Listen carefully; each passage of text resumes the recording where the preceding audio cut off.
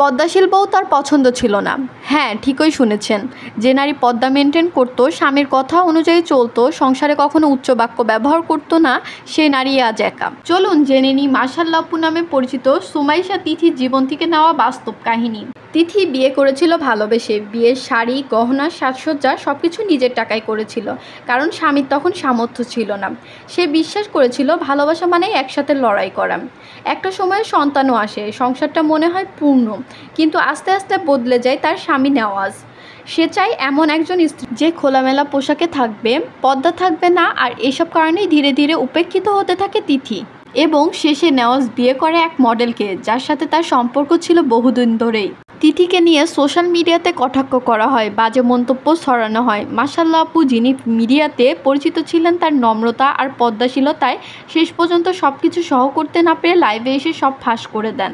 Viewers, প্রশ্ন একটাই, আজকাল কি ভালোবাসা পদ্মাশীল নারীদের জন্য নেই, নাকি এ সমাজ শুধুই বহিক চাকচিক্য খোঁজে? আপনার মতামত নিচে কমেন্টে জানাতে ভুলবেন না।